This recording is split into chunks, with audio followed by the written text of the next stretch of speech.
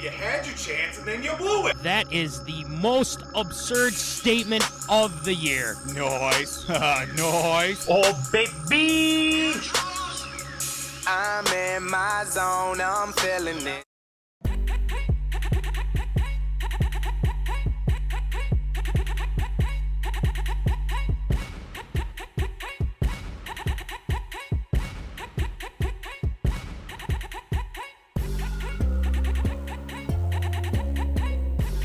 Live from Rock Solid Studios in Granite Falls, it's time for MinneZona Sports, live with DJ Matty C and Paul the Shield Vold. And this is MinneZona Sports Live. We are back. Yes. Claps all around. Episode 108. 108 episodes of MinneZona. A lot of people thought we wouldn't make it this far, but look at us now. That's all I got to say.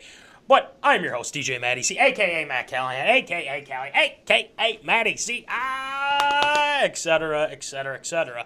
And all the way from Woods and Shore Studios in Aiken, Minnesota, Paul Vault, the Shield. What is going on, Shield? I'm just happy the fact that I'm able to wear shorts inside the apartment and still be sweating, but also the fact that it is above 70 degrees for the first time since probably September and or August. So I'm feeling pretty good. We're talking wild hockey and a whole bunch of other great stuff. Although I wish the weather was a little bit better today. We're dealing with some elements up here up north, but you know what? It is great to be back as always. Yes, it is. And you know what?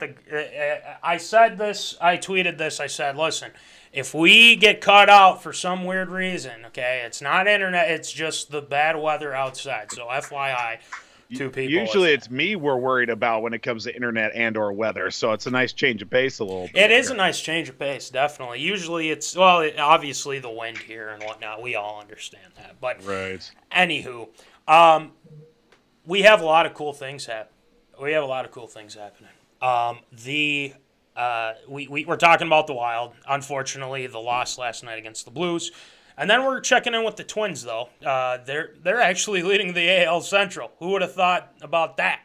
And then we joined our guys, the victorious P.O.D. We've been waiting a long time. We finally did. You can check out the full episode on Twitch. Okay, so make sure you guys check that out. And we have about close to a 20-minute clip that we're going to show you after Tater Tot hot take. And then a lot of things we talked about. We gave some NFC North grades. And then also we talked a little fantasy, too, because those guys are the fantasy experts. We're really not, I mean, you play fantasy football. I play fantasy football. It's great. It's a great time nonetheless. So we're going to be leaning on those guys for a lot of takes and things like that. So, feel free to throw whatever in the chat. But looks like Ryan, he's tuning in. Thank you, Ryan. I asked Voldy this. Voldy, you're not sure what microphone you got, but it's nice. It's effective. It gets the job done. It gets the job. Yeah, that's all we want. That is all we want. And Easy A says, "Let's go." Exactly. Let's go. Let's get things started. Let's do it. All right. It's time for some Tater Tot. Whoa, hot take.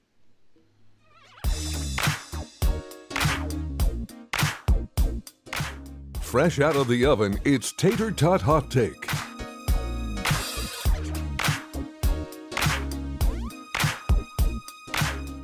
All right, it's time for some Tater Tot Hot Take. We start off with the Minnesota Wild. Unfortunately, Zoners, Voldy, the Wild lose to the Blues 5-2 at the XL. Wild started off hot. They're up 2-1. Things were going well. Kirill Kaprizov was killing it. Yep. And then the Blues come back. They tie it up. And then, after a missed call by the referees, Blues come back, take the lead, and then it's all downhill from there. So, this game was something that, I mean, it was every game in the series is a must-win, but this one, especially on your home ice, was something they needed big time. They really needed this win, Voldy Zoners.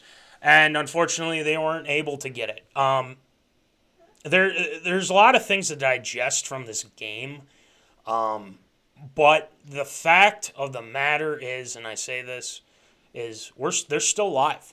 They are still alive. The only hurdle they have to get over to bring it back to St. Paul is beat the Blues in St. Louis. Now, it's not in the Wild's favor right now, but a lot of teams can, come back from this, and they've been successful in St. Louis. There's no ifs, ands, or buts about that.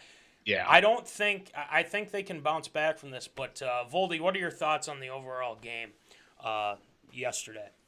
Yeah, unfortunately, I wasn't fully able to get a look at it, or at least be able to watch it in the first place, just because, well, I got back from softball, a doubleheader Busy broadcasting, just dog tired, to say the least. And I mean, I stayed tuned, updates, it was 2-1. Like, Kirill gets 2 goals right off the bat. All right, it's in the bag from that point. Like, okay, they gave up the first goal, but Kirill's got 2.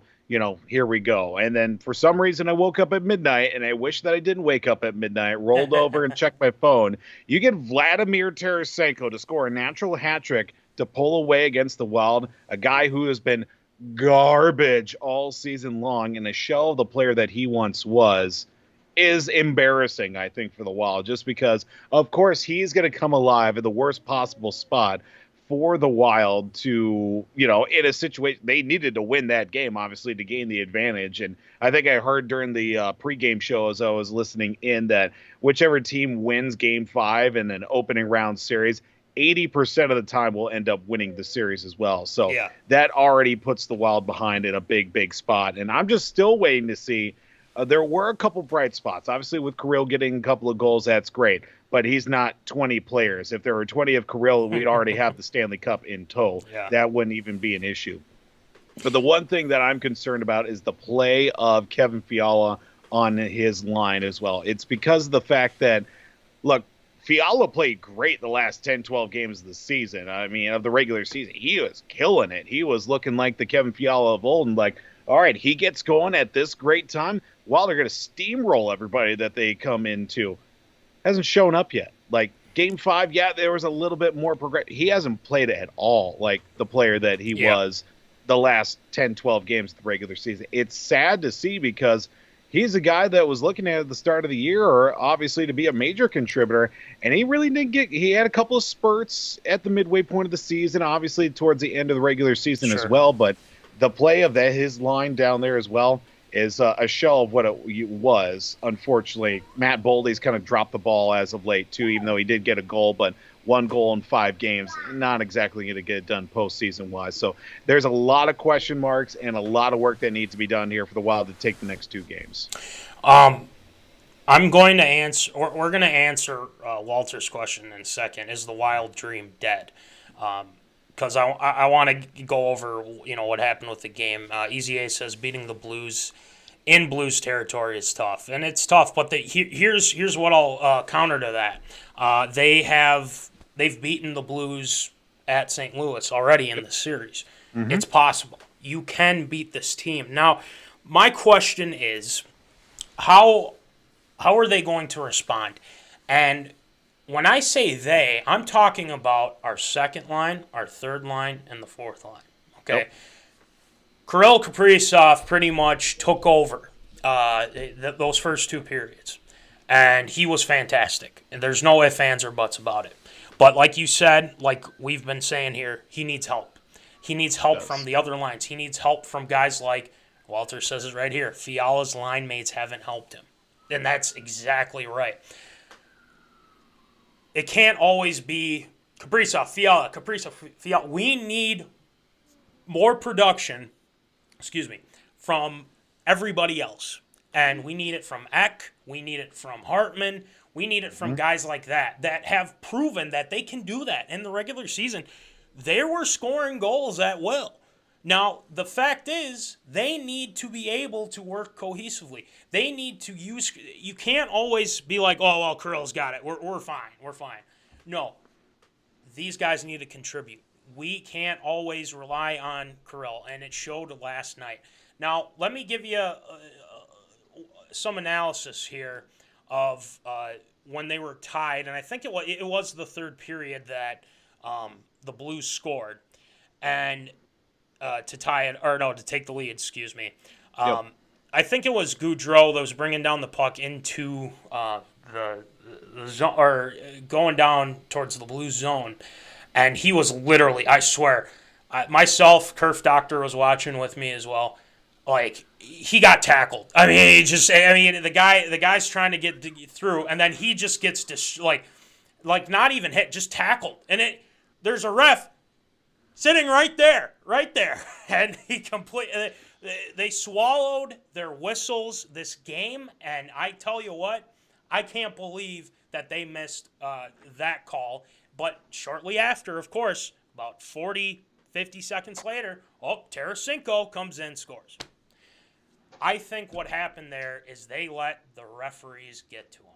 And the reason why I say that is because they were frustrated that they didn't get a power play opportunity there, and it just snowballed. Because shortly after Tarasenko scored that goal, guess what? They score, another one maybe a minute or two later, if I'm not mistaken. Mm-hmm. So it just we can never recover. We can never recover. It wasn't a matter of, we can't score on the power play. They were beating us on 5-on-5. I mean, it's that simple. But here's something that's interesting, because a lot of people, and Voldy, you've been vocal on this too. Fleury, Cam Talbot, that whole ordeal going on right now. Now, actually, I want to shout out Walters, because he did tweet at us this morning about this too, because I think he thinks that Talbot as well. So he agrees with you, Voldy, with starting Talbot in net. But the question is, when you're looking at this game 6, are you starting to think with Fleury, he's done well, I'd say, but with Talbot going on here, okay, does Dino say, let's just give it a shot and see where it goes? What do you think, Voldy? I think it's too little too late, unfortunately, for Talbot to get anything going, because you start him game 6, I feel like at this point it'd be throwing in the towel. They should have started him game 1. Game 2, definitely game 1 for sure, because obviously, you have Marc-Andre Fleury on the team for a reason, but he was, obviously a great backup, and obviously serving a role that needed a little bit of that veteran and postseason experience, but now it's too little too late. I think you start Cam Talbot, you might as well throw the whole season away. So you got to ride the horse of the flower power right now, and hopefully it turns out for the best, but I don't know. We'll see what happens. I'll say this, and I don't think it's always, or I don't think we can point the finger at Fleury in the first place. And the reason why I say that is because I think sometimes when I've been watching some of these games is that defensively we haven't been that aggressive that we usually have been. I know that Dumba's not 100%. I get that. But I also look at Merrill. I see Merrill screwing up a lot, to be honest. Yep. I saw it last night with Merrill. I don't know what the deal is there. I know that people are clamoring about us finding another center as well. But that's for down the line. But let's look at the right now. There are guys that need to step up, and we need to be more aggressive. And granted, they're a big team. And they're good. And we can't forget that. This is gut check time for the Minnesota Wild. Mm-hmm. And they need to show that they can be for real. And I know the odds are stacked against them, but this is where the good teams flourish. And they can't let the refs get to them. And also, let's avoid trying to get, having the Blues on the power play as much, okay? Exactly. Because we know what's going to happen if we keep committing stupid penalties, which I don't think they did that much last night, but it's definitely a factor into this. But I agree. You go with Fleury. And I think Walters is agreeing with you here too, Foldy. Kirill got a stick to the face, no call. Did see that, by the way. I mean, it was like the Kerf doctor said. It's like the 3 blind mice out there. That's what that's what he said, which is spot on. Agreed. Flower needs to start Game 5. I assume he meant Game 6. And he says too little, too late. Totally agrees with you there, Foldy. So, I don't know. To answer his tweet, I don't know if. Who knows if it would have made a difference if Talbot would have started? Maybe it would have. I don't know. But let's remember, we did not play well in Game 1. We did not play well in Game 1. I don't think that would have made a difference if we had Talbot in net. So that's just my 2 cents. But Voldy, now that we're in this position, obviously Wild in 6. I was wrong on my prediction on that, but you know what? We move on.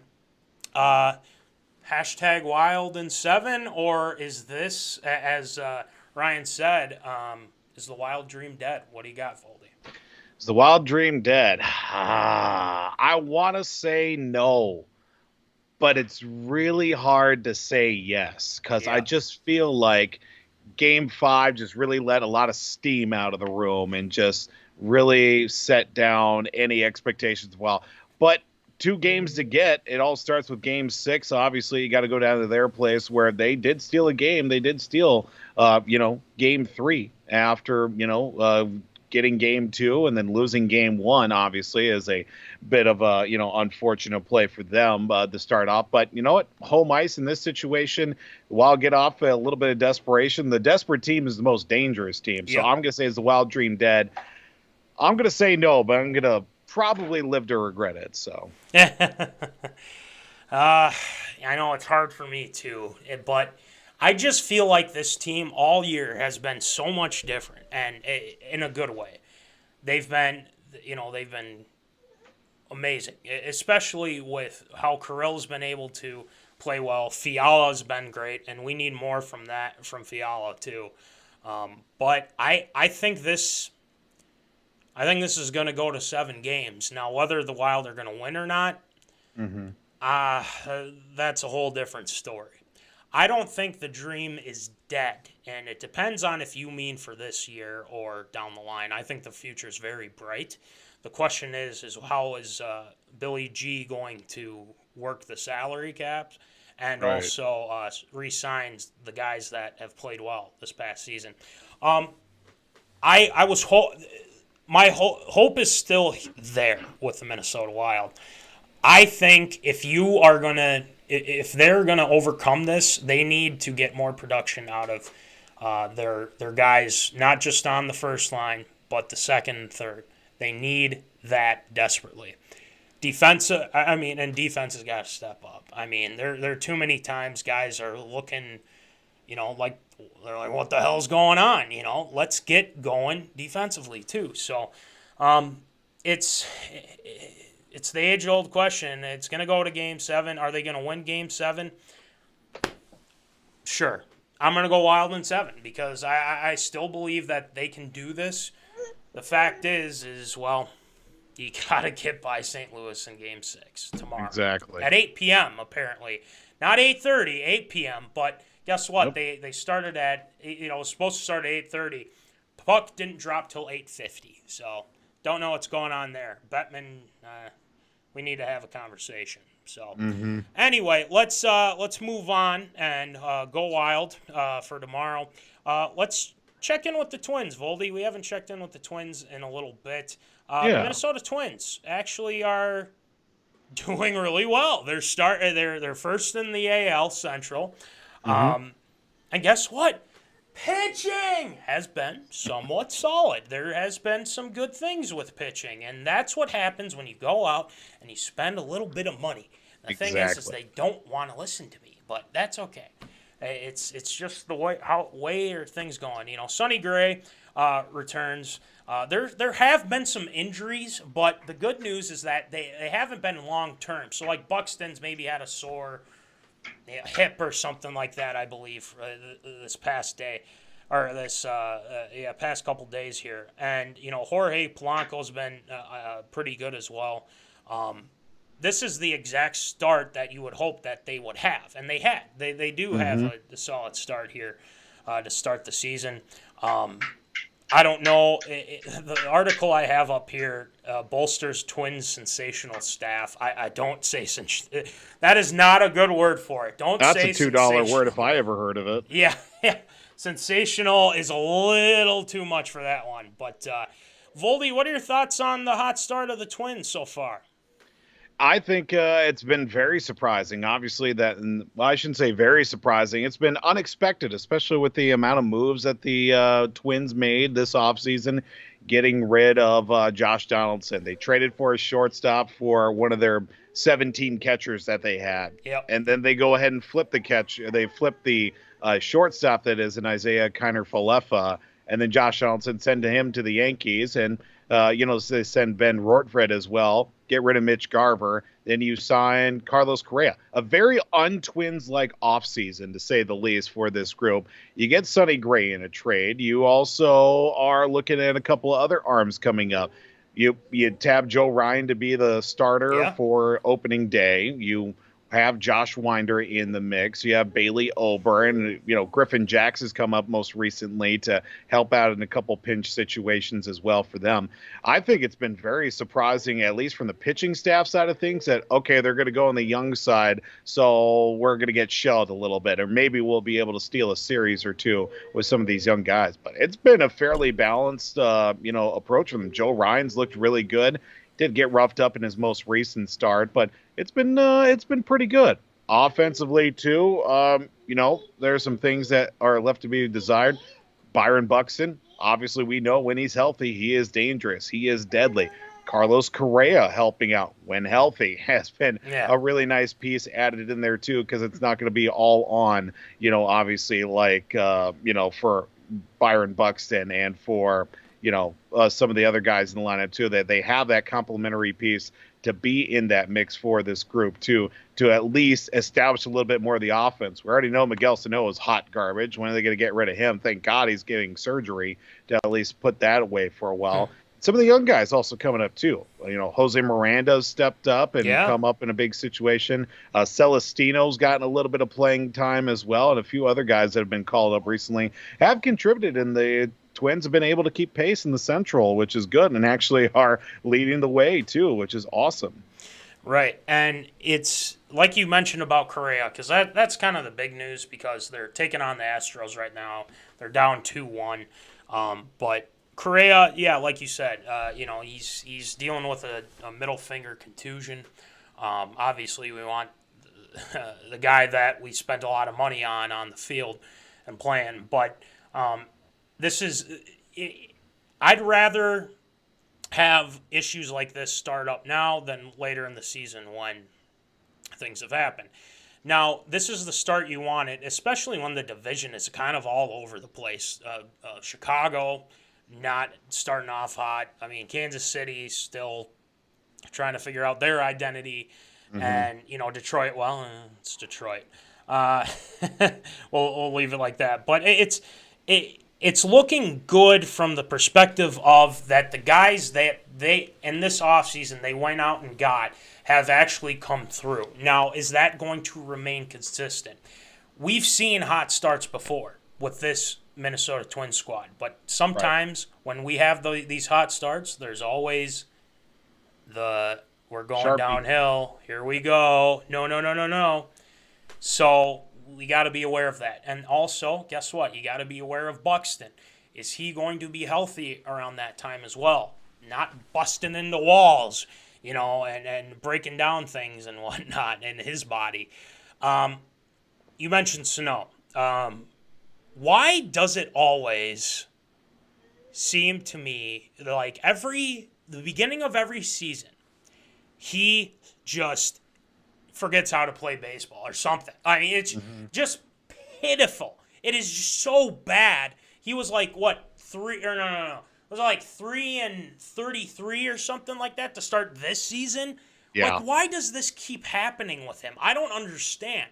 Now, I just gotten past the point of, you know what? I'm fine if you move him. I honestly, I'm at the point where I'm fine if you move him because it's just getting ridiculous at this point with Miguel Sano. And, I feel like we give him chance after chance, and it's always not good. Not good at all. And then, he's actually starting to get, maybe he figured something out. Nope. Never He's does. back down again. It's a roller coaster, man. So I agree with you, man. I mean, we gotta figure something out with him because I just feel like we rely on him to do things for us, to be that power guy, to be, a guy that we thought that was going to be, really, really good. And he can be that way. That's the thing, is he can be that way. But he just makes it so much harder for us. But, a lot of good things, too. Royce Lewis had a solid outing not too long ago. So the future's bright there. So I'm hopeful that things will go well with him. And one other thing, too. This is interesting. The Twins. They've around at this point, and they're now 18-12 because they've had a game in between, and they're losing right now. But 89 runs allowed are the club's fewest through 28 games since the designated hitter was introduced in the AL in 1973. So there you go. Wow. That's good, and let's keep that up. Let's not go off the rails because we've seen this movie before. Okay, we've seen this before. Don't do it. That's all I ask. But I've been really impressed with Buxton. I've been really impressed with Polanco. Arise is still... I love Arise, man. I love Louis Arise. He's been stepping up in big moments, too. So we're feeling good. Twins, keep it up. That's all we got to say. If we're winning games, hopefully they come back here and win tonight, and we'll be going. Well, right as I say that, Jose Altuve home run. 3-1 Astros. I shouldn't have said anything. Gosh darn it. All right, anyway. It's good to check in with the Twins. Now it's time. It's time to post our clip with our guys, the victorious P.O.D.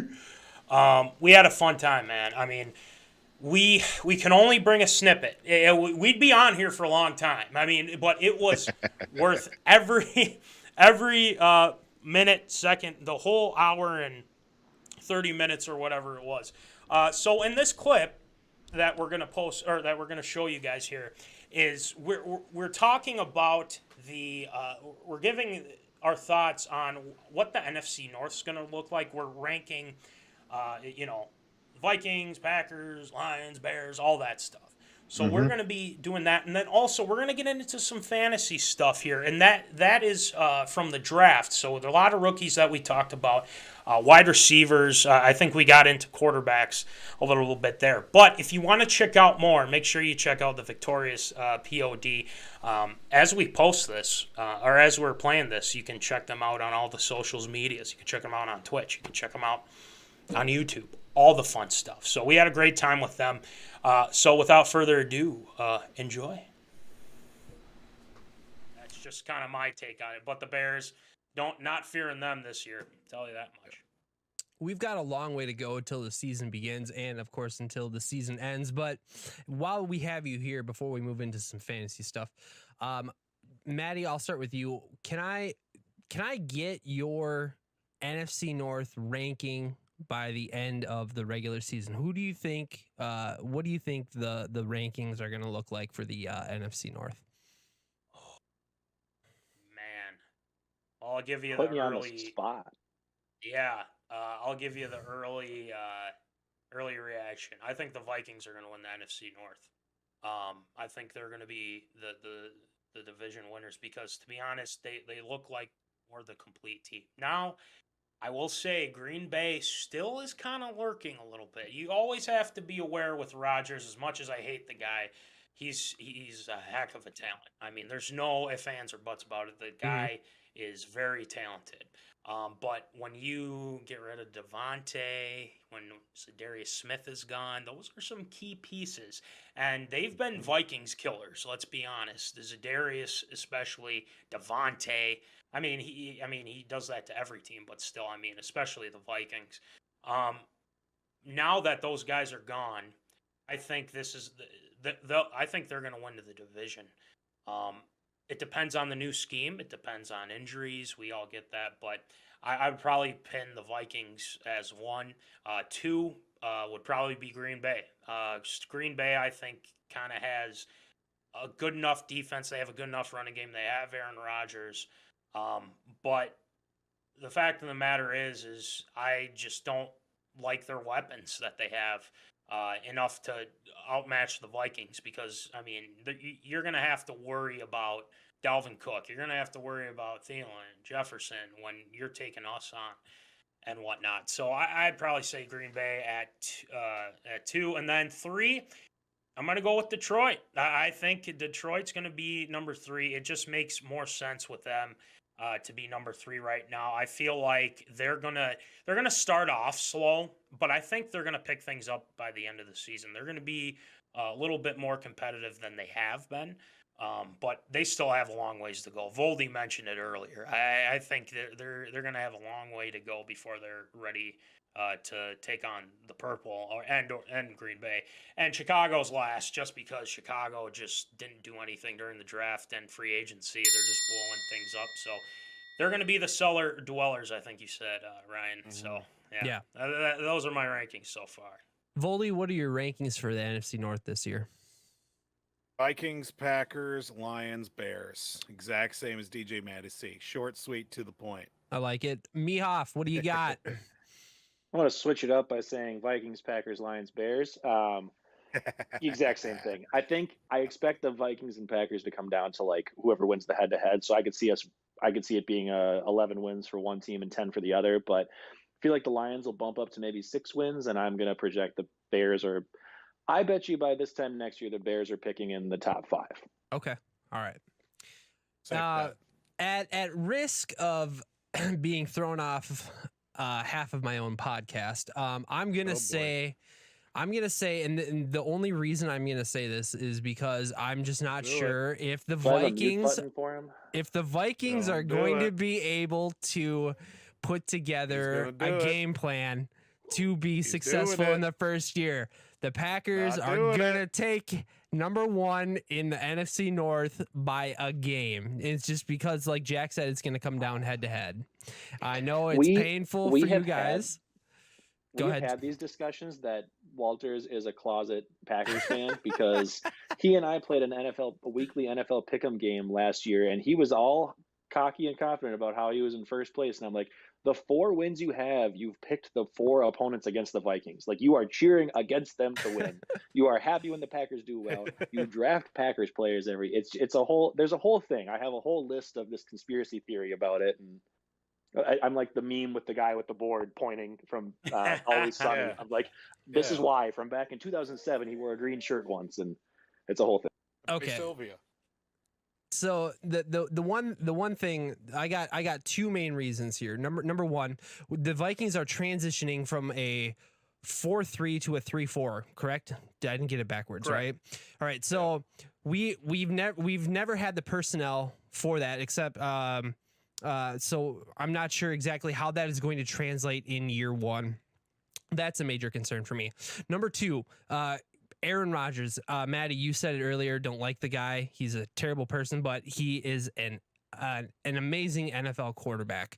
And even though they do not have a Devontae Adams who can be your safety blanket, your safety net, whatever you want to call it, I feel like Aaron Rodgers' arm talent is good enough to make wide receivers who aren't the cream of the crop, the blue chip wide receivers, but they can take wide receivers and elevate their game. So he is going to be able to make plays not only with his legs, but with his arms. He's going to be able to continue doing what he is doing. And if it's kind of how I'm thinking it's going to go, Aaron Rodgers is going to find success against this Vikings defense in year 1. That's not to say that I feel like the Vikings are going to have a terrible season this year, but it is a new season for the Vikings with a brand new front office with a brand new head coach. So that was my only reservation. Otherwise, I would be in lockstep with all of you guys. So I hope that I'm not off my rocker, and I hope you guys will come back onto this program, despite me putting the Packers on top. But it's what it is. Yeah. So, any thoughts on any of that? Okay. You can tag win. me. You can tag me at Panic Man Walters on Twitter. I will absolutely take that. Okay. I will run with it. I'll have fun with it. I don't mind being. I mean, all my friends who listen to this, they think I'm an idiot anyway. So it's just going to confirm. It's just going to confirm their thoughts. So it's fine. I was just gonna say, Matt. All in good fun. All in good fun. Oh, I don't. Yeah. We do that exact same segment in our show, but it's just a library of Walters saying different things. So that's pretty much it. All right, let's. So I just want to talk quickly about some fantasy stuff here, real quick. Let's talk wide receivers. There was a plethora of wide receivers taken in the first round. There was 1, 2, 3, 4, 5, 6. Is that it? Yes, there was 6 wide receivers that I see on Jack's list here that in our notes. Do we have a favorite to make an impact, not only in the NFL, but maybe fantasy wise? Do you see a wide receiver that is going to make an instant fantasy impact? Like Olave from the Saints, do we think that there's a space there for him to come in, work with what's the guy's name? He didn't even play last year. No, Michael Thomas. Yeah, Thomas. Play alongside Michael Thomas. I think that'll be really good for his, future and development and stuff. I think the fact that Thomas is projected to come back this year, I don't think you have success with a second guy in that offense when Michael Thomas is known as the target hog he is. But I think it'll help Olave for the future. Okay. Slant Boy, I think Slant Boy is going to benefit from this, to be honest. No, just kidding. Michael Thomas will benefit, I think, from this. Olave's a fast guy. He's a deep threat, too. He did really well at Ohio State, and I think and our guy on MinneZona, infamous Jameis, we like to call him, we'll have some success, but he'll throw his interceptions too, so be wary of that. But yeah, I think Olave will make a good impact. But one guy I will mention that I think can really do well, Treylon Burks. Don't sleep on Treylon Burks. The guy like people say, he's very similar to Deebo Samuel, and I'd like to see what the Titans do with Burks, and especially that they traded A.J. Brown. I think he can make a big impact, not only in the in the receiving game, but also possibly the running game too. He might have gone to the best situation just because they literally shipped out A.J. Brown for him, and a lot of these other guys higher up have either unproven or rough quarterback situations. So it's like Garrett Wilson, I really like, but he's got Zach Wilson throwing him the ball. I really like the fit for Drake London because he's going to step into the Calvin Ridley role. But again, it's, you got Mariota or Desmond Ritter throwing to him. So it's like, I feel like Treylon Burks goes to the situation where at least he's got a guy who can get him the ball. Right. Yeah. I think Olave, just for what they have in the wide receiver room down there in in New Orleans, he's got to have some sort of fantasy impact. Now, he might not be your consistent guy, but part of me has to believe that there's going to be a couple weeks where people are going to be talking about him or have rushing to. He might be a good DFS play this year. Olave. Any thoughts on that, Jack? Potentially. I'm just worried about Michael Thomas taking away a lot of the options. So I think he's a better dynasty buy than he is a redraft. I would take probably, me personally, I would probably take, looking at this list, Drake London, Jameson Williams, if he does come back and is ready to go. Treylon Burks for sure. Probably not Dotson, but Olave would probably be like my fourth wide receiver out of this group that I would take for redraft this year. Before we move on from wide receivers, Voldy, what are your thoughts on A.J. Brown going to the Eagles this year? Is this going to be an upgrade? Is this going to help? I can't think of the quarterback's name now. Jalen Hurts. Yeah, Hurts. Is Hurts going to be a better quarterback by having A.J. Brown on his roster? I would like It's not going to hurt because you look at the last handful of years, who have the Eagles had as wide receivers? Ever since they won the Super Bowl, they've literally had nobody. Even then, they still had a handful of nobodies. Torrey Smith was on the team. They had Alshon Jeffrey and guys that were on their second, third, even fourth teams. And that's the story for the Eagles the last few years with them, too. They've got either rookies or guys that are literally plucking off the streets and going the anti-Patriots way with just getting guys off the street that literally can't even play. And I think having a guy that's been established like A.J. Brown is only going to be to, Jalen Hurts' benefit, guy that can run routes, guy that can go out and smoke somebody if you need him to.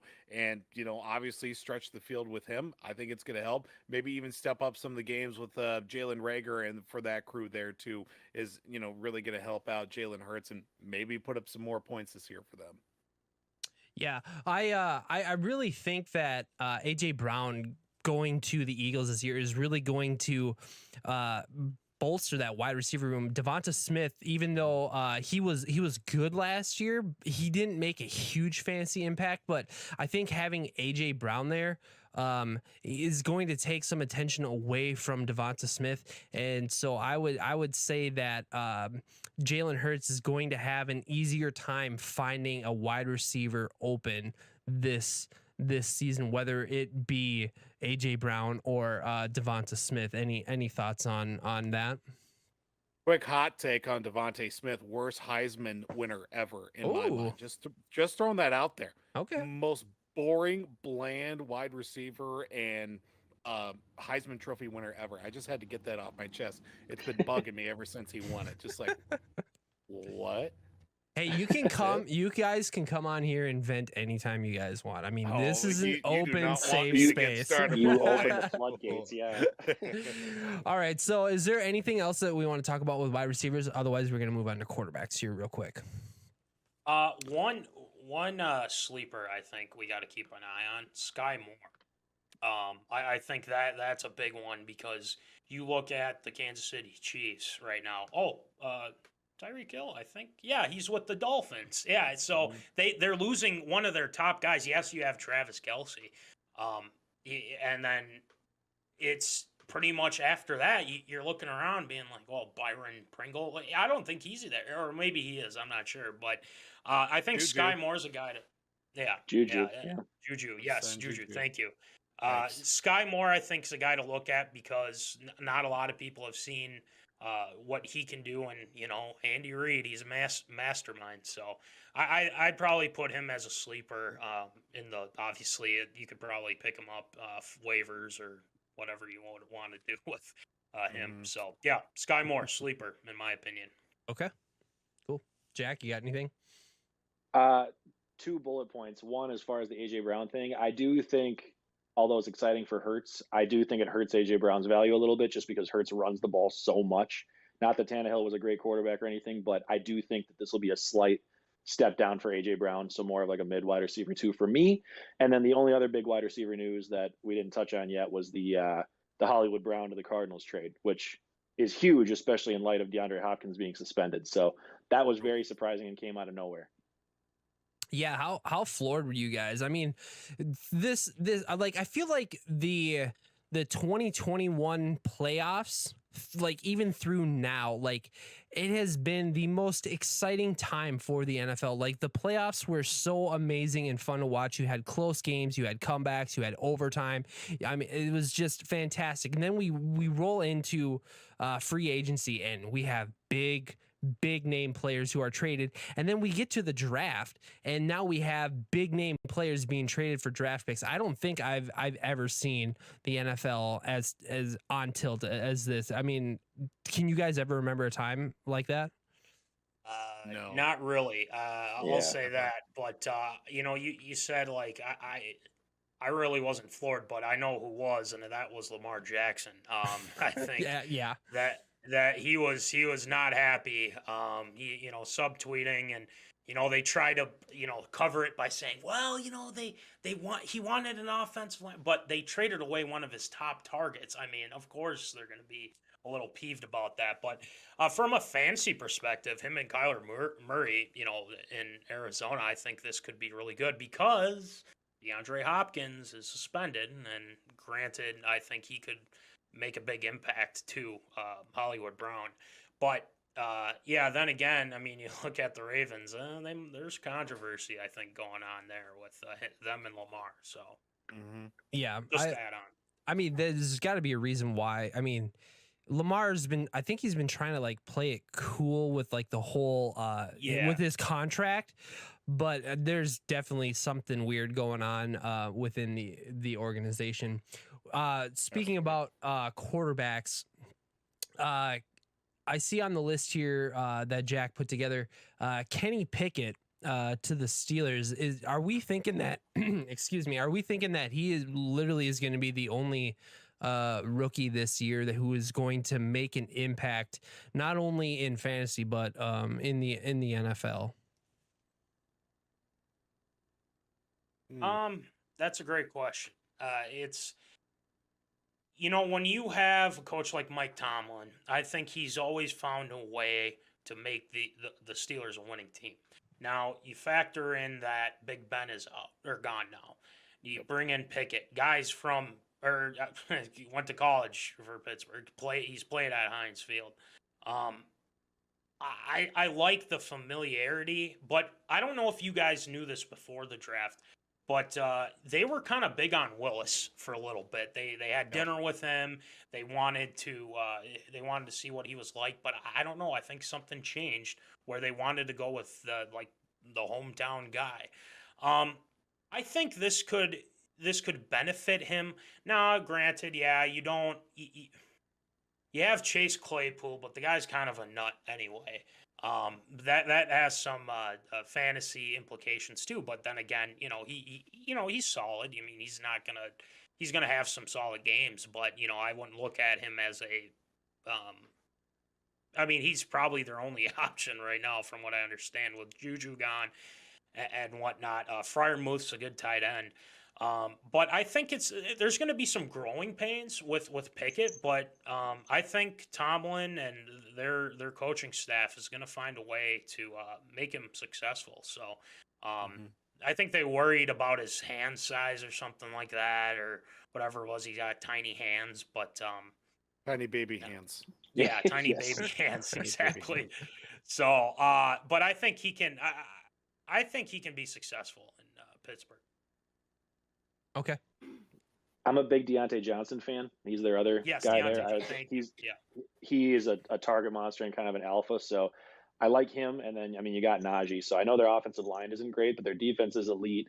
He's got it probably is the best situation that he could have walked into in terms of weapons and then just coaching, like you said, Matt. So I don't hate it for him. I don't think that he has a huge upside necessarily, but I think they're not going to have him have to do a lot. Whereas maybe Malik Willis with his rushing ability, he's more of an explosive, could have, like, in terms of fantasy wise, could have like explosive high end games. I think Pickett is going to be more kind of probably the game manager to start it out, but he's got guys that can do it for him. He doesn't have to be the one making the big throws. He can just hit the weapons he has and let them kind of do it for him. So.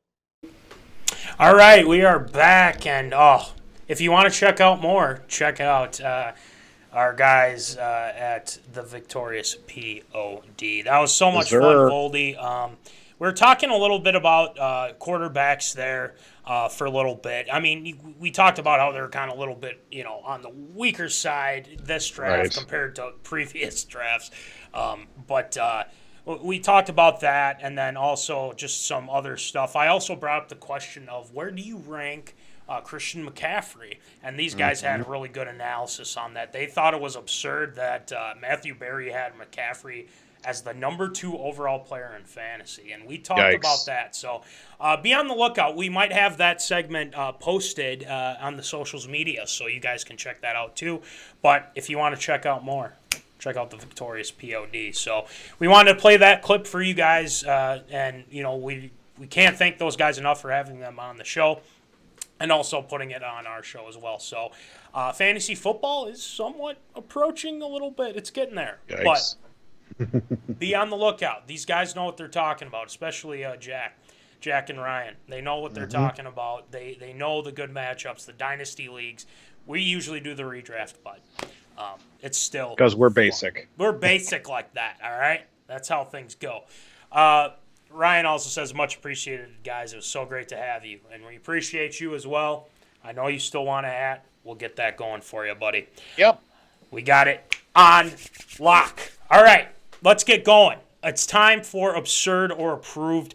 A lot of football with this because there's been some big news in recent days and this week. So it's going to be interesting. It involves Voldy's favorite guys. So let's get things going with Absurd or Approved. It's time for everyone's favorite segment, Absurd or Approved.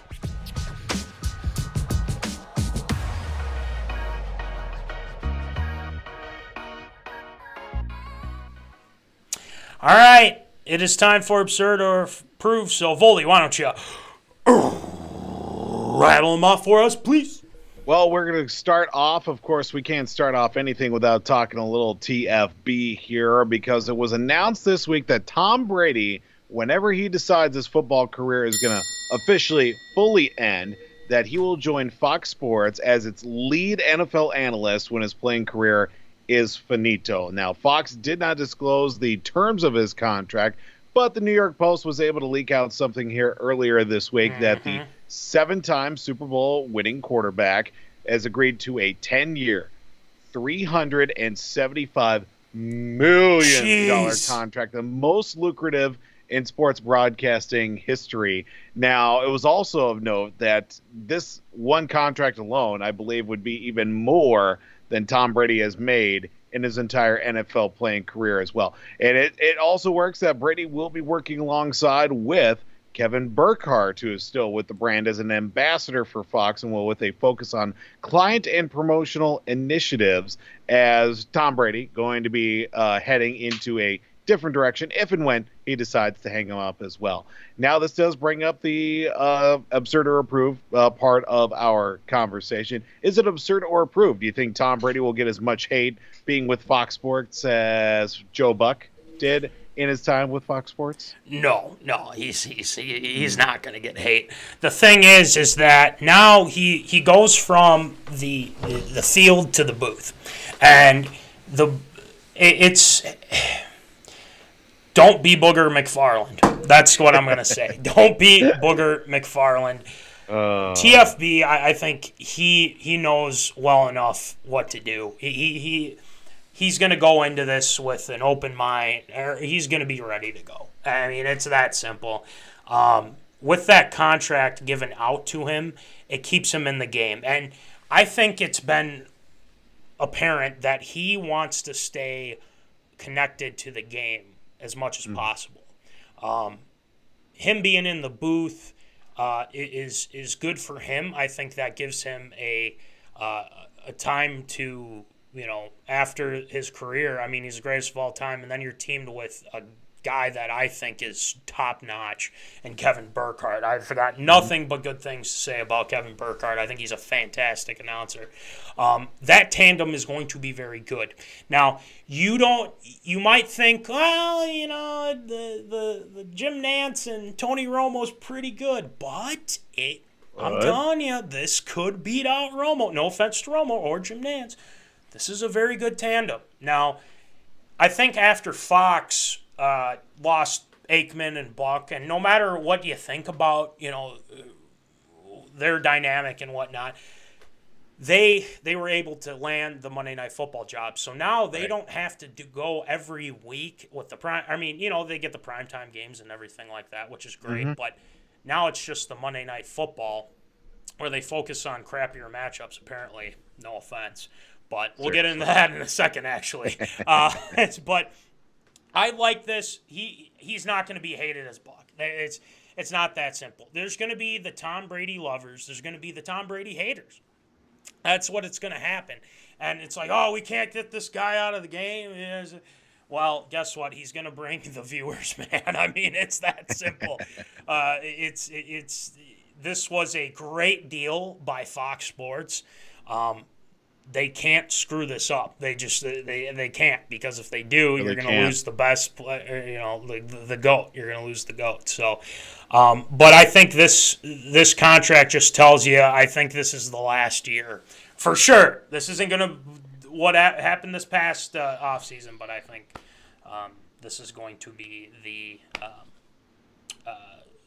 swan song of Tom Brady. So, I think it's absurd. He'll be fine. People will love him. So, Voldy, what do you think?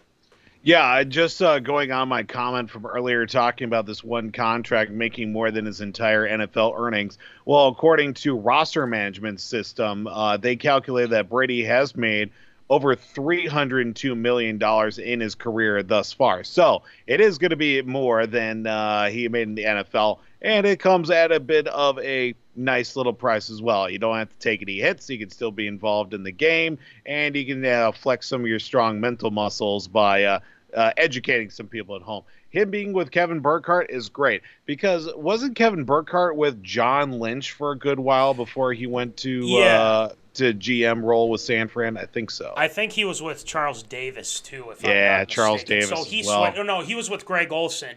Greg Olson. That's right. That's right.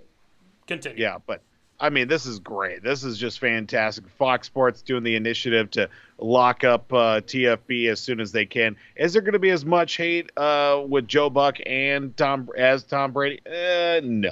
Joe Buck is in a whole different class within himself because he transcends the sport of football. People also hate him in baseball at the same time. Yeah. And you go along with him on football. He always hates your team.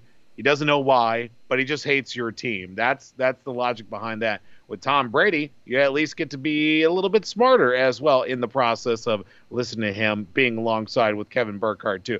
I just can't wait to see it happen. Obviously, we got to get through this season to see how it's going to shape up, and maybe another Super Bowl run for Tom Brady and the Buccaneers. Let's certainly hope so, that he can ride out, hopefully, a final season and ride off into the sunset as the Super Bowl champion. But future looks bright for TFB even more.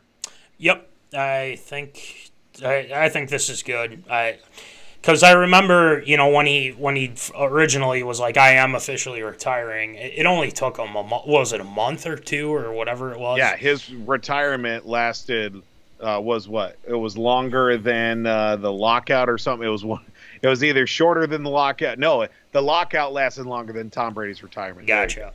So that sums it up for him. But he'll be in the game. He'll be fine. And he's got nothing to worry about. This is just more money in his pocket, that's for sure. So, all right, next one, Voldy.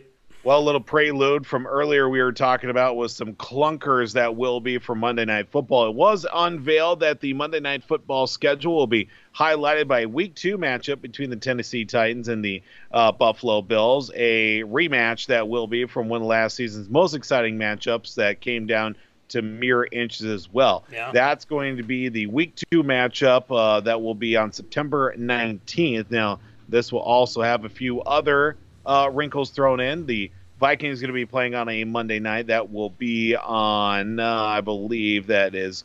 It's also going to be part of the Monday night doubleheader with A.J. Brown also going to facing the Vikings, I should say, Eagles. In that early season matchup too. But looking at the rest of the Monday night schedule, not overly favorable. We will see, looks like the Bills, obviously the Bills against the Titans. Then it'll be Buffalo against New England as well. And then also seeing, obviously the rest of the schedule will be coming out this week. But the start off to the Monday Night Football schedule with Bills and Titans along with, Vikings, Eagles as well. Yeah. Is it absurd or approved that Bills-Titans is going to be the best matchup that will be on Monday Night Football this season? Oh, I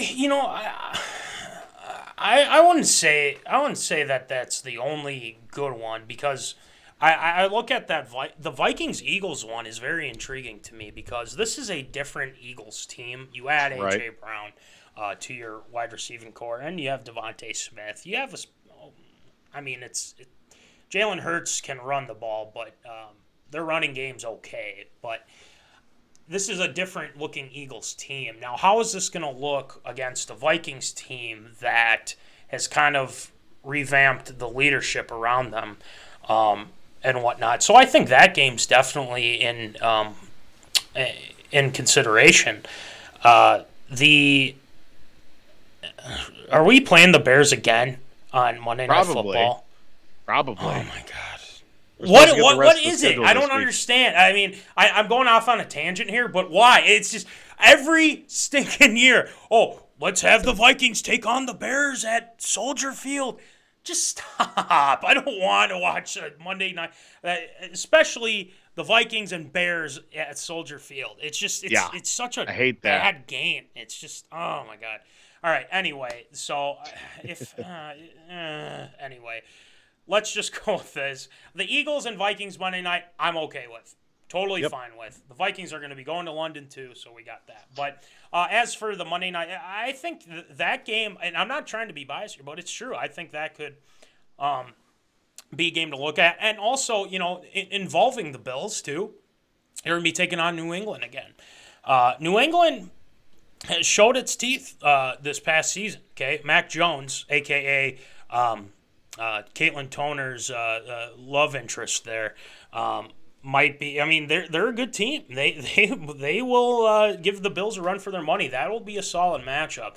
Now, I hope it isn't windy like it was in that game before. Yeah, seriously. But just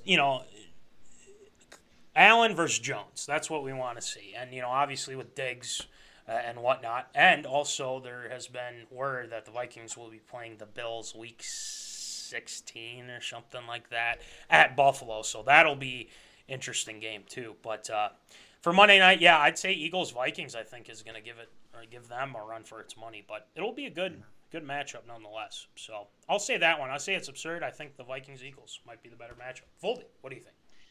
This is a very interesting matchup because obviously that the Bills that were just mere plays away from making something happen in the postseason as well with that thriller against the Kansas City Chiefs in the divisional round, and then the Titans as well that had an opportunity to win. Well, pissed it down their leg with that late interception from Tannehill. So I feel like this matchup will be something to prove in the early goings that this could be a benchmark for the season that is for either one of those teams. Am I going to say it's the best matchup? I could probably say that. We just don't know what the Eagles and the Vikings are going to really put together on Monday night. For all we know, that could be the best game of the whole year with Jalen Hurts going up against Kirk Cousins as well. How the receiving core, Justin Jefferson against Devontae Smith, A.J. Brown as well, Adam Thielen in the mix. That could be a great one as well. I think this is a great start to the Monday Night Football schedule. It's once you get to the middle matchups and maybe like the last two where you get like Browns and Broncos or something like that. It's like, all right, let's flex that game back to a Sunday afternoon. Let's get something even better for that has a little bit of playoff implications as well. But I think it's absurd. I think that Vikings Eagles game will certainly be something to keep an eye on as well. And this will be after whoever the Vikings will play the first game of the season. I feel like it's going to show like what they're going to look like, especially, after that game one. They're going to go into the game two against the Eagles on Monday night with some, it's just kind of a good outline of how they might look like under this new staff. So, right. I'm excited to see it nonetheless. So, I agree. I think the Eagles, Vikings, and I'm not trying to be biased. I honestly think that. So, all right, next one, Voldy. So looks like Major League Baseball is going to be heading back to London this upcoming next few seasons, as well as Major League Baseball intends to play regular season games in London next season, 2023, 2024, taking off 2025 and back in 2026. Of course, this dates back to June of 2019 when the Red Sox and the Yankees put up like 25 runs apiece in the first 3 innings of that contest at Olympic Stadium in London. But then, unfortunately, London was robbed in 2020 with the Cardinals and Cubs, as obviously the coronavirus took that away. But it seems that this is a opportunity once again for Major League Baseball to reestablish itself across the pond with its old neighbors, as well as they actually are going to be planning on hosting the Home Run Derby at the Crystal Palace Park on July 9th with that kind of traveling circus home run derby thing that they're going to be doing this year. But is it absurd or approved that we will see a Major League Baseball team in London before we get to maybe, say, other cities like Montreal or Nashville or even Las Vegas? Yeah, I think that's what's going to happen here because I know the thing is I know the fans want it. It's just a matter of, we can go to London. We can take care of, we can make more money there as opposed if we went to Montreal. Right. Yeah, I think that's definitely going to happen. Now, London is across it would be different, but how many people in England would see a baseball game? That's my question. Right. Because I don't know many people that would, or maybe they would. I don't know. That's something that I think will be interesting. And I think this is the MLB trying to save face by doing this and being like, well, we want to reach out to international fans. It's like, yeah, you need to do more, but you got to go with places that have a history. Montreal especially has that big history. You have to do things like that. Mexico, other maybe Brazil, even, for goodness sake, down in South America. I mean, Cuba, another one too. So there's a lot of opportunities. Now, the London one, I don't really understand. They're trying to pull an NFL thing here. But, yeah, I think London's going to be the place before Montreal gets back. There should be like a GoFundMe for having a game in Montreal. I mean, it's kind of been up in the air, things like that. But, yeah, I think London's going to be. In a given year, I'm touching on the Montreal thing, too. Like, in a given year, in a normal year, where Toronto would play, like, the last couple spring training games or exhibition games in Montreal as well, just to, give a little face with that too. Of course, that was pre-COVID and everything, so that kind of threw a loop through all of that too. I don't know if that's going to be coming back or not, but that would be nice to see. I didn't mind when they had the game in London in 2019. It just kind of snuck up, actually, when I remember I just turned on the TV. It's like, oh, yeah, they're playing in London this week. Like, they're playing in London, like, right now. Holy crap. Forgot about that. Yeah, it was like 10-10 after, like, 2 innings or something like that over there. It was just it was a hot day in London. I remember that, and it was not a good game for the Red Sox. The Yankees actually ended up winning, and I hated that moment as well. But for London to get its own team, I think it's absurd. I think just because of the fact there's way too many logistics of that happening. Vegas seems likely. I know that former All-Star Dave Stewart is trying to get a team to go to Nashville, which wouldn't be a bad spot, honestly. It would be, I mean, they have had the minor league team there for a good long while. Nashville Sounds forever, but I think that's also a good spot as well. There's a few other places here in the continental U.S. and then obviously in Canada. There are plenty of options as well that are there. Montreal has been begging to have a team since the Expos left in 2004.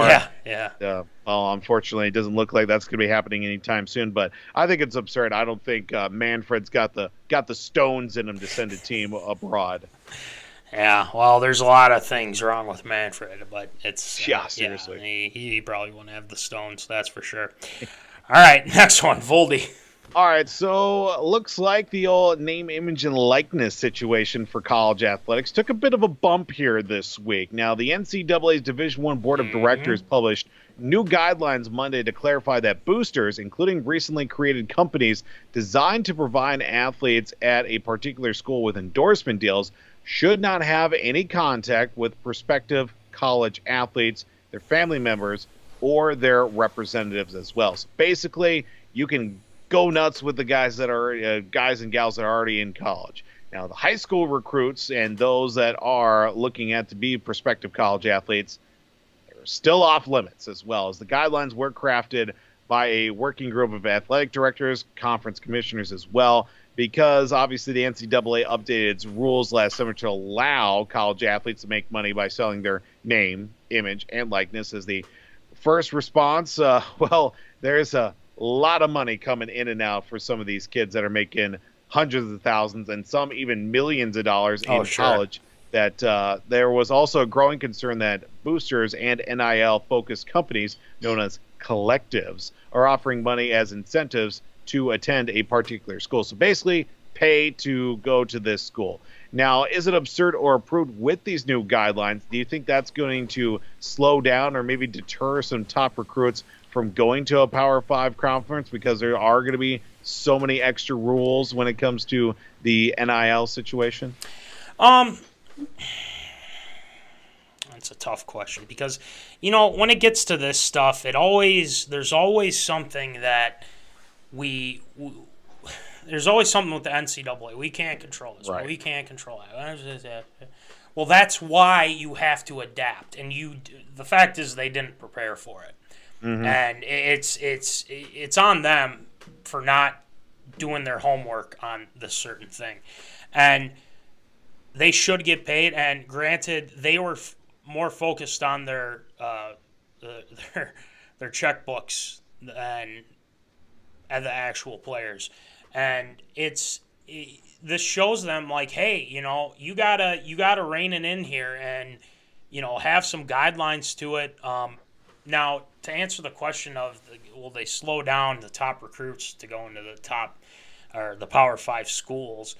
No, I'll say it like that because there's a lot of talent out there.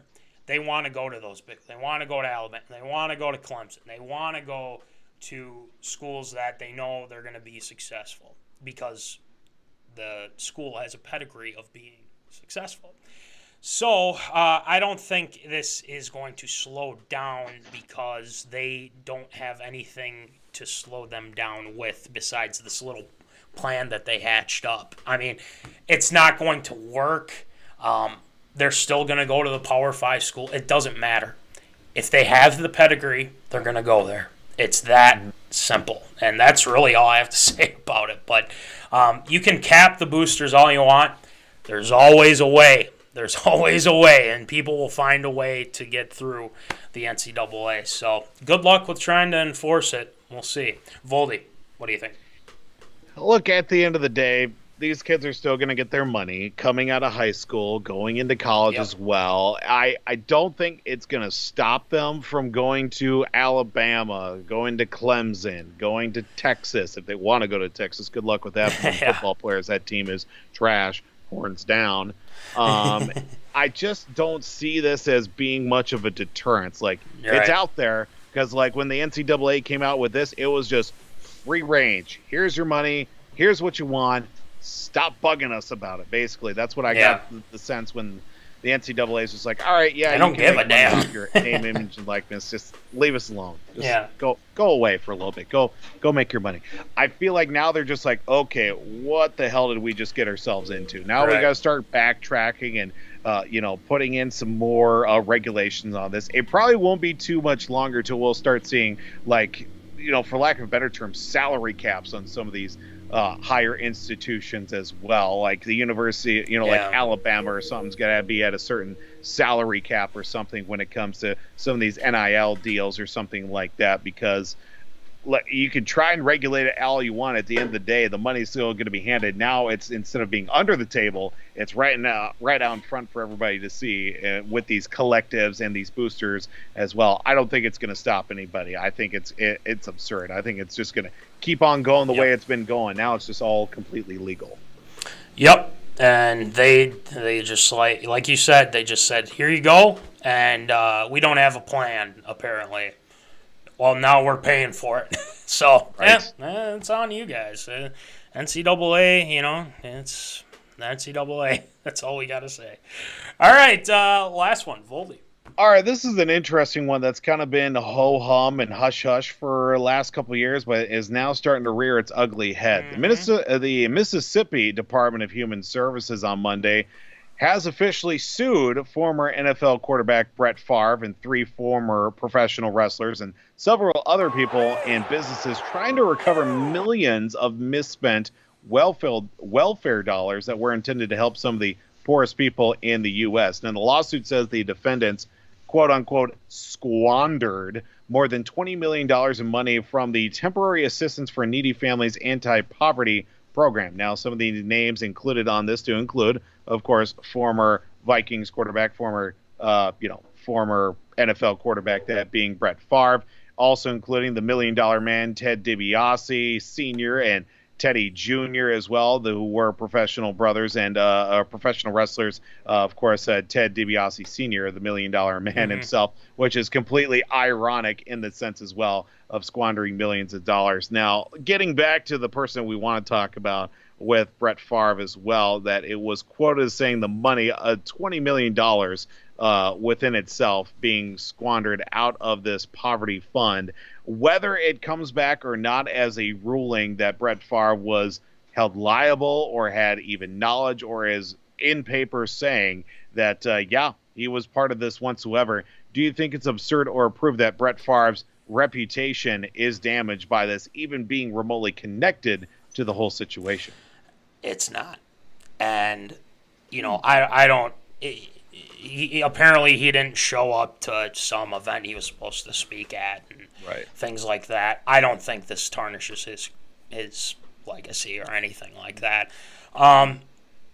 But, Brett's got to realize, too, that you got to be careful of what you're doing with your money, and especially when you're taken from, organizations that are, that are meant to be, for good causes and things like that. You're not going to don't take welfare money. But I'm not saying, I don't know if he was involved. I don't know.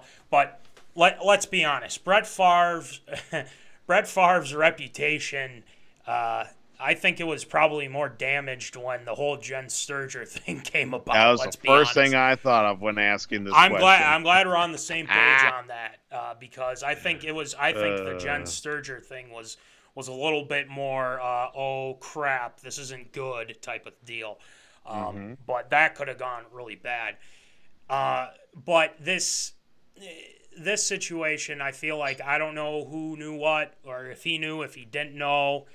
He didn't know it was for the money, if it wasn't. Now he's being sued by Mississippi, which is interesting in itself. But I think they're mainly focused on having Brett Favre go broke because, it's for a lot of money, apparently. So hopefully this can get resolved, because I don't think in Favre's retirement he wants to deal with things like this. And I don't think he won't run out of money or anything like that. But gosh, they are really hitting him in the pocket for money here. But it won't. I doubt it. He'd have to do something really egregious.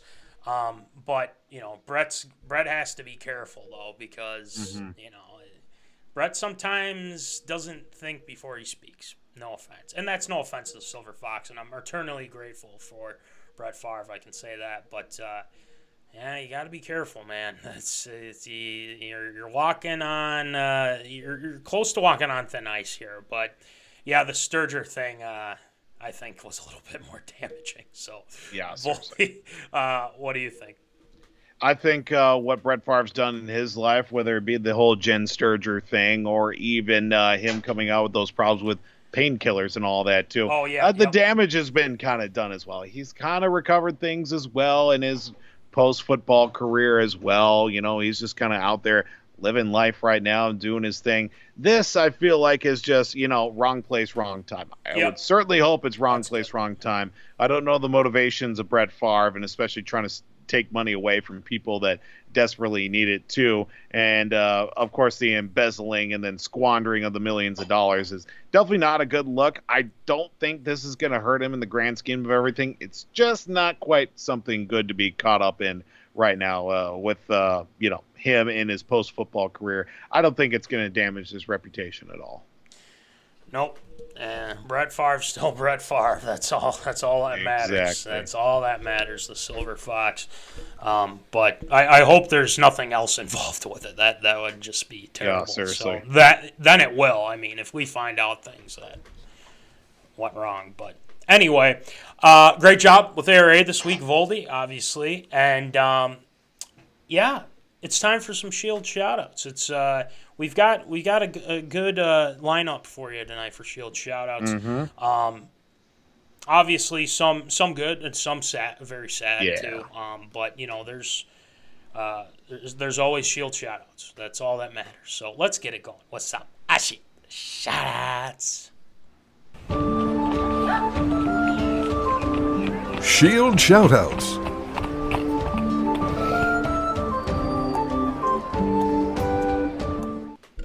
All right, Shield, who ya shouting out tonight? Well, I got a couple here, just quick off the cuff as well. Do want to wish a belated Mother's Day, happy Mother's Day to all the moms out there. Mama Callahan, Jane Doe as well, to the Mrs. Sarah Ann Twoes-Bold, of course, to my mother-in-law, Sheila Twoes, my grandmothers, Elaine Vold, Carol O'Keefe as well. Thank you for being such beautiful and guiding lights in my life. So happy late Mother's Day as well for all the moms out there as well. So hopefully everybody had a great Mother's Day. It did work out to my favor a little bit for Mother's Day because look what Daddy got. Yes. Yeah. Beautiful. Moving up in the world a little bit. Way of the future, I guess, here with a tablet. So that way I'm not doing this the whole time while trying to do ARA. We're moving up a little bit. Upgrading. So big Shield shout out to all the moms out there, as also, of course, this is Sarah Ann Twoes-Vold for allowing the purchase of a tablet that I have to share with Case. That is the stipulation. We'll see how that works out for everybody in that regard, too. So have to also send a Shield shout-out. First off, congratulations to all the college grads out there in the last couple of weekends. There have been college graduations left and right, those that did graduate this year. And for those that didn't get to walk in graduations maybe in 2020 or in 2021 as well, that did take place. So congratulations to all of them, including which...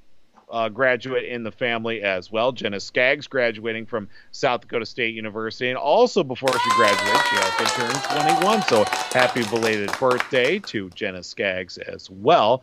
And unfortunately, we got to end Shield Shouts on a bit of a somber note here this week that we have to say rest in peace to former Michigan State Spartan standout basketball player and Timberwolves draft pick Adrian Payne, who passed earlier this week after being involved in a shooting as well. Unfortunate circumstances that led to the end of his life as well. Our thoughts and prayers with his family and friends at this time and that's going to do it for Shield Shoutouts this week. That'll do it for the Shield Shoutouts. Yeah. Yep. The Adrian Payne one was, that was a shock. Yeah, that's crazy. And then, but all the college graduates, our alma mater also had graduation as well. It was good to see. It was 6 years ago that we graduated, Voldy. That's crazy. Which is hard to believe.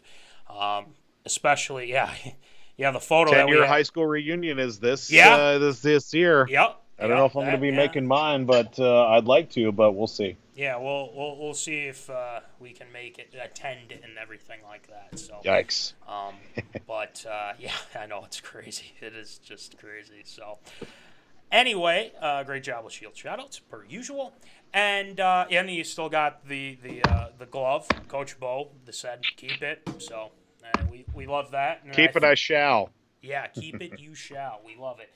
But you know what also you could do too? There are some cool things that you could get from MinneZona. And we talked about hats before, which are $20, $5 shipping for hats. We also have shirts. We've got awesome shirts. We got this style of shirt. Okay, FYI, we got this style of shirt. And then we also got the new style, the gray, that looks fantastic as well. More on that later, and we'll make sure that we get that going. $20, $5 shipping, and without further ado, there we go. We got stickers. We got plenty of stickers that are available. $2, $3 for the big ones, $2 for the small ones. You know the deal. You know the gist of that. So we got plenty of them. All right. And then also shout out to W2 Performance, Will Rattel. He's got things posted on the YouTubes, the socials, the Instas, all that. Check him out at www.w2performance.com. And then make sure you check that out. The Haas project is pretty cool. And also thank you to National Fleet Graphic, Crown Rental, Tyler Knutson for the stickers. They're awesome. And shout out to Jack O'Keefe, Jack's Junkyard. Breaking Into the League with Sam Gabrielli, Ryan Martin, available on Spotify, Apple Podcasts, and, of course, thank you to the Victorious P.O.D. with Ryan Walters, Jack Vickers. Yes, we had a great time with those guys on Monday. Make sure you check out the full episode on YouTube. You can listen to it via podcast. You can listen to it anywhere you want. It's available on all the outlets that you want. It's that good. They got a fantasy football podcast doing a great job, and we'll probably be on again. They'll probably we'll have a clip of things going on with those guys as we inch closer to football season and things like that. So yeah, episode 108 cut. We're done with that, but we're getting close to 110, so that's kind of cool. That's another milestone. So without further ado, remember, folks, keep in the zone. Holla. Thank you for watching MinneZona Sports Live. Join us Wednesdays at 7 p.m. for live show broadcast.